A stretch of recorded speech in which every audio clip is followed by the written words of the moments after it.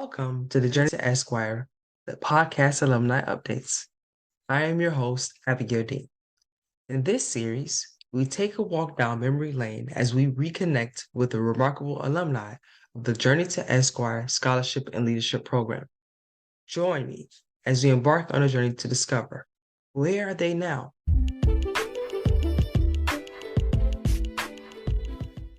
Amidst all the challenges and uncertainties, a group of determined individuals stepped into the Journey to Esquire Scholarship and Leadership Program, ready to seize their dreams of becoming legal professionals. Fast forward today, and it's time to catch up, to witness their journeys, celebrate their achievements, and gain insights into the valuable lessons they carry forward from the program.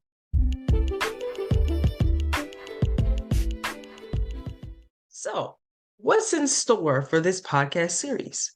Well, get ready to be inspired, intrigued, and enlightened.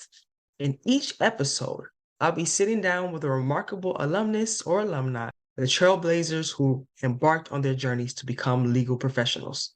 We'll dive into their experiences, challenges, and triumphs, and explore how their participation in the Journey to Esquire program has played a pivotal role in shaping their paths.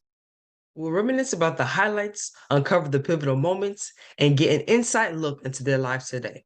From courtroom victories to personal growth, from mentorship to forging lasting connections, these alumni have stories that resonate with all of us. Through their tales, we gain a greater understanding of the impact of education, scholarship, and leadership on their journeys.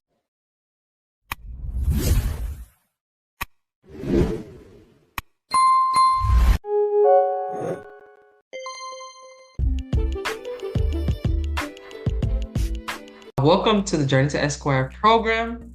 Today we have a special guest. Her name is Shannon Walker. I've known Shannon since being in our years in law school at Stetson, and I am so excited for you to be here. How are you doing? I'm doing well. I'm happy to be here. That's so good. So let's start with just touch on a little bit about your experience with the Journey to Esquire program. So what year did you graduate from the program? Well, I was part of the class of 2021. I actually heard about George Esquire my first year of law school, which was the fall of 2018. They were doing a workshop on legal writing and had opened it up to everyone, and I think that was actually the inaugural year of the program. So I went to that workshop because I felt like legal writing was something that I needed help in. So I got to meet Jocelyn at that workshop and just hear more about what she was doing with Journey to Esquire. So anytime they had any workshops that they did open up to the public, I was there because I was somebody who, or I am someone who likes all of the information, as much information as I can get, especially when you're going into law school and it's a whole new endeavor and you're trying to figure out, how do I do well here? How do I, also being that I was out of school for like 10 years, so I had to figure out how to be a student again. So I was just looking out for any kind of information that would help me do well. And then after my first year, I was invited to be an intern for Journey to Esquire. I was the social media intern, and I definitely jumped at that. As an intern, I was able to attend all of the workshops, obviously, that were available to our scholars. So I got to see even more in depth about the program. So I've always been a cheerleader about Journey to Esquire. Obviously, when I got to my third year, it was a no-brainer for me to apply to be a scholar, and thankfully I was chosen. So I just love this program, and it'll always be dear to my heart. So based off of the lessons and the things that you've learned in the Journey to Esquire, is there anything that you learned in the program that you say have been greatly beneficial to you as you have gone through your legal career? Yes. Like I said, legal writing was something that I was not confident in. I think getting to be part of that workshop, I think 3 times total, definitely kind of helped with my confidence throughout law school.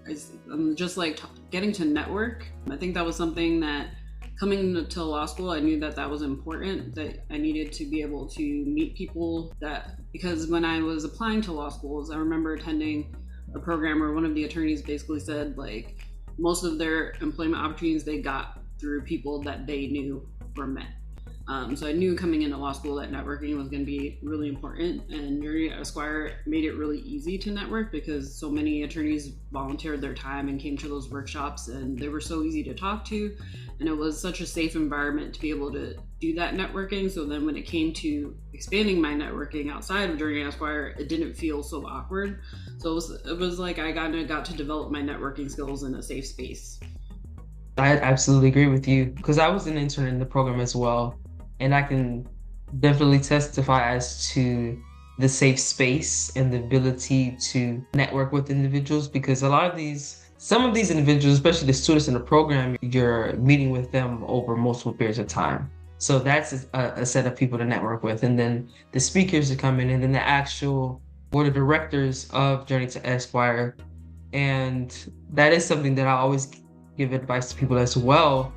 In my careers, when I look back on my career as an attorney, every job I got is because I knew somebody within that space. I understand, especially when we were back in school, at law school, and Stetson kept saying network, network, network. That's what they kept telling us. How many of the opportunities that we get is through those experiences. So I definitely understand where you're coming from. It made those people less intimidating because even we would have judges who came and as a law student, you're thinking I can't talk to a judge, they just seem just so unreachable. Yeah. But when they come and volunteer their time for Dirty Esquire, it's they're people just like us. They've just been doing it longer, So yeah, that's absolutely true. That definitely helped too. Yeah. So did it influence you in terms of your career choice? So actually, before I go into that, what is your career choice at this point? What type of law are you practicing? I'm currently practicing family law. I've been trying to figure out where my niche is. Obviously, trying to find a position that feeds into what I feel is my purpose, my reason, my why I went to law school in the first place. I started out as a prosecutor, which I really enjoyed that job.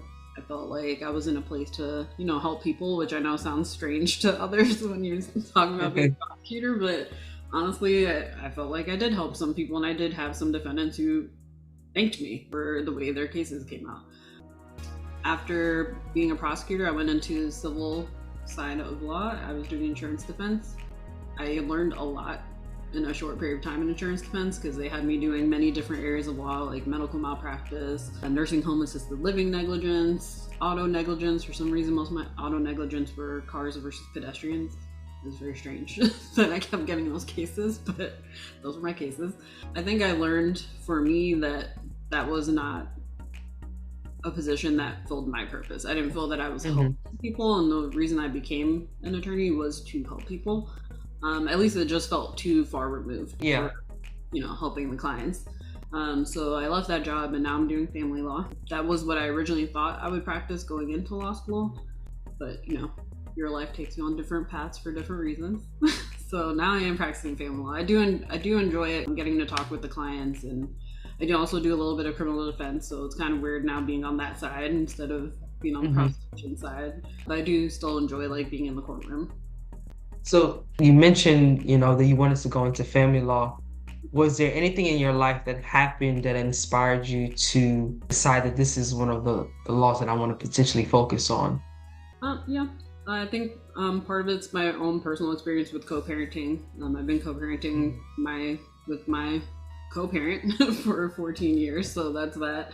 Also, before becoming an attorney, I was a language arts teacher for 7th graders, and also I was a dependency case manager, so I was a social worker. I worked with families who had their children removed by DCF, so I developed their service plans and helped them find the services that they needed and refer them so that they can try to get reunified with their children. For those children who couldn't be reunified, then we find some other permanency goals. So being involved in the education system and then also the dependency system, that's what kind of drove me toward the path of going to law school, because I wanted to help people beyond just what I was doing.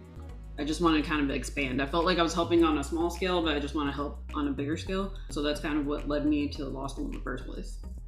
You think at this point is something that you're going to stick with, or just kind of wait and see at this point? I think the good thing about being an attorney is we can evolve. Yeah. Just because we practice an area doesn't mean we can't change and do something else. And even beyond just the practice of law, like you could run for office, you could run to be a judge, you know. So I don't feel like I can say like right now, yeah, I'll probably be doing some type of family law. Always people are looking for pro bono attorneys to do that type of work. I don't know that I am in a position to be like, yes, this is where I'm going to be for the rest of my life, you know? So Yeah. Makes sense. That 100% makes sense because my journey is very similar. I was a prosecutor, then I went to real estate and business, and now I'm practicing personal injury. And so that's within a 2-year span. So it's just like, it's one of those fields where, and I think that's what I love about the law is the fact that you can change anytime you want to, where those who go into medicine don't really have that luxury. So are there any, from your the point of view, you graduated from the Journey to Esquire program up till now, your legal career, are there any significant, challenges and obstacles that you had to overcome in your journey? Was kind of like that balance between work and life, making sure that your mental health is being taken care of, make sure your well-being, like you're maintaining your well-being. I think I did that pretty well through law school. I think I also did it pretty well as a prosecutor because I also had a boss who that was important to him, that we had work-life balance. When I got into the civil side, you're in that environment of having to bill a certain amount of hours, and I'm in the office from 9 to 5 or 8 to 5, whatever the day may require. I forgot about my well-being. I didn't take care of myself the way I should have, so I think I burnt out a lot quicker than I should have had I prioritized making sure that I was taking care of myself. In the over a year that I was there, I did not take a vacation, which should probably be a red flag. You should always plan a vacation. Yeah. Every so often. Just put it on the calendar. Like, they'll figure it out. So I think that's something that going forward, I learned from that experience that I need to make sure I'm prioritizing that. I need to make sure that I am making time to take care of myself and realizing that, like, in the law, you can work for like 14 hours a day, 7 days a week, and your to-do list is still going to expand, So you always have to make sure you're building in that time to take care of you so that you can be your best. Yeah, I think that's what I love about the Journey to Esquire program, is that it put us in notice of these things, because there are some people who don't know the concept of work-life balance simply because they don't understand it or never been exposed to. No, your life should not actually be this way. Like, you should not be working 14-hour days and weekends. Like, you should not be doing that. And so what I love about this program is that it's the whole point of the program is to prepare us in our journey. And I think it does a good job in doing so, especially in the area of work-life balance. So I'm glad that you're able to essentially wake up and go, this is not right. Like, I cannot live like this for the rest of my life. And so I'm glad that you were able to make that decision and kind of come to the realization, but also learn that lessons and then put structures in place so that you don't necessarily fall back into that trap again, which was just some of the things that we've learned through this program. Yeah, and the other thing, again, the program gave me some great mentors. So yeah, I had people that I reached out to and told them, like, what's going on with me, and they're like, that's not good, and that's not how it's supposed to be. So it's like, you have people who are more experienced who can remind you, of the lessons, the seeds that were planted by the program that maybe you forgot through, bar exam preparation. They bring it back to you and be like, hey, this is not how it's supposed to be. Maybe you need to consider these things, switch up things, Yeah. So speaking of work-life balance, you're involved into professional bar activities and just many different things in your life that in terms of your commitments. How do you maintain work-life balance with professional activities? Or is there an ongoing thing that you're kind of navigating through? I definitely think it's something that's ongoing. I've had to learn to say no to some opportunities because I have to realize, like, there's a limit, right? Yeah. When I'm joining a board, it's not just so I can have something to be putting on my resume. When I join a board, I want to make sure I'm active and I'm helping the association or whatever it is that I'm on the board of. So for me, I've had to learn to say no to certain things. You definitely have to keep your calendar together, right?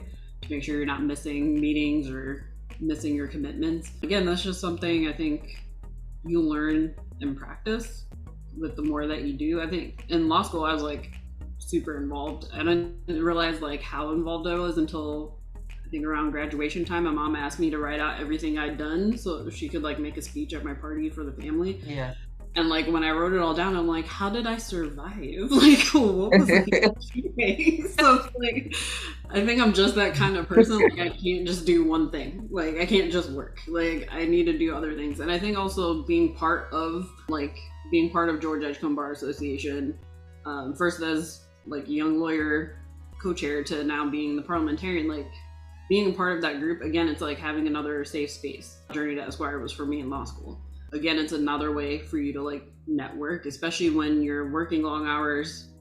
Sometimes you don't know how to get out there. So a lot of times being part of a voluntary bar association makes it really easy. It's like, oh, they have an event, let me show up. And I think, again, George Edgecomb Bar Association, like Journey to Esquire, was something that I met a lot of attorneys through when I was a law student. So it's kind of being now in a position to be able to pay it forward to those coming up behind me, to be that attorney that I met when I was in law school for them.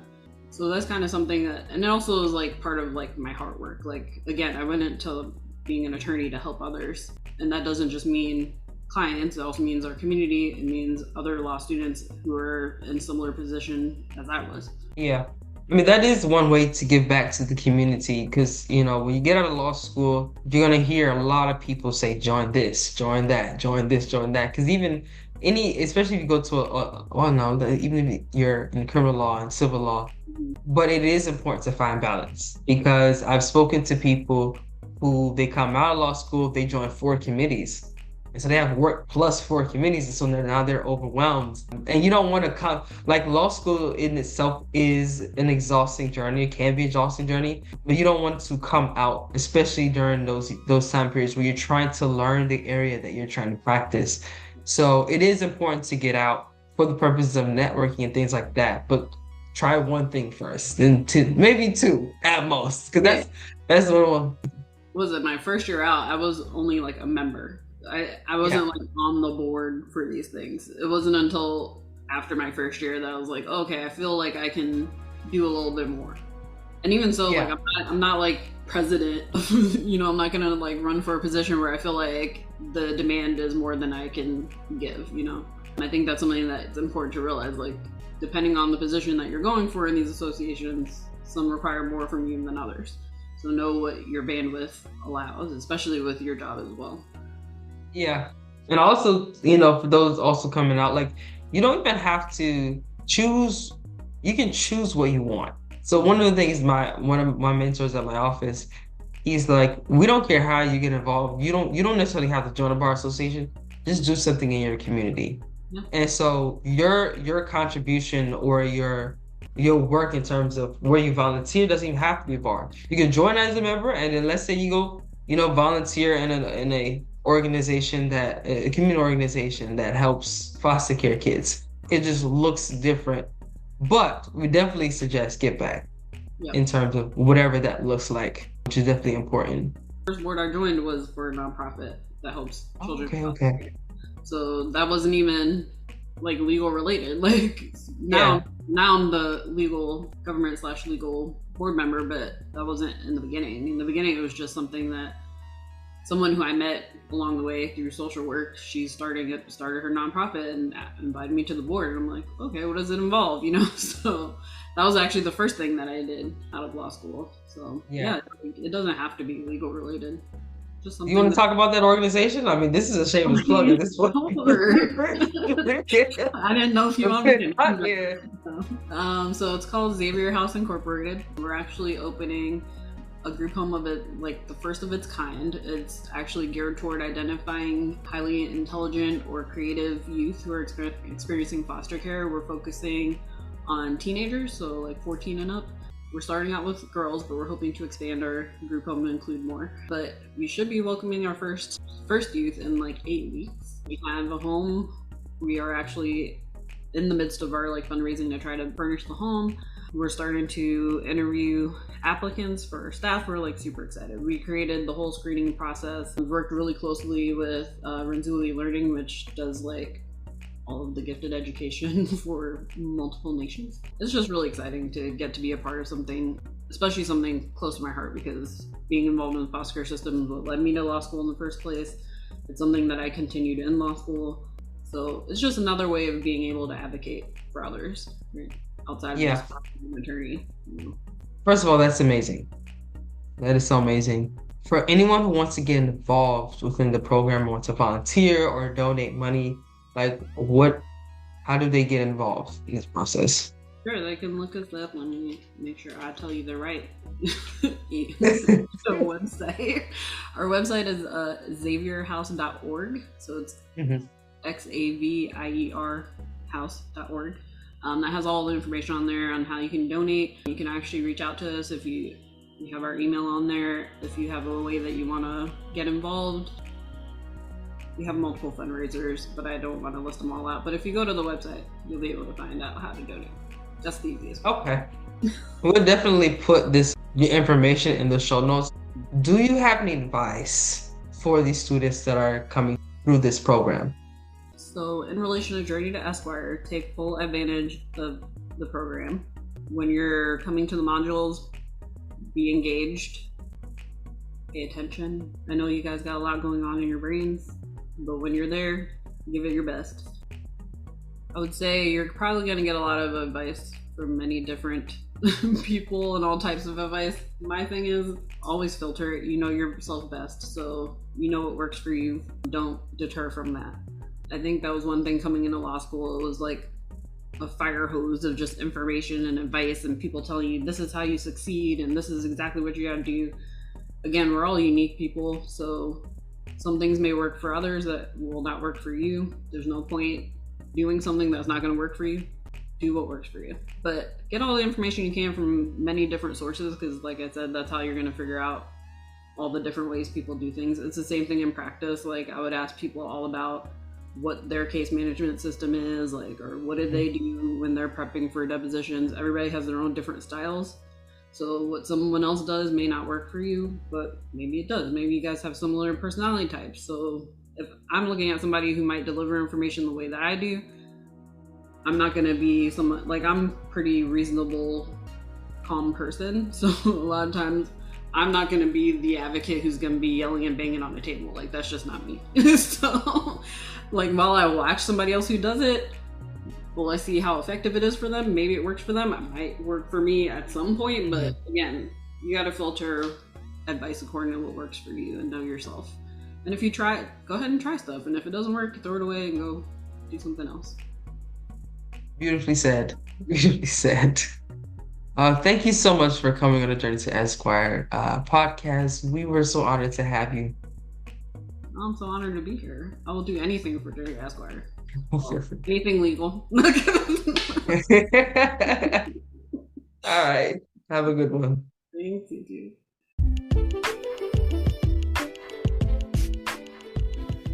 Thanks for tuning in to another great episode of Journey to Esquire, the podcast. Support, share, subscribe. And for more, visit www.journeytoesquire.com.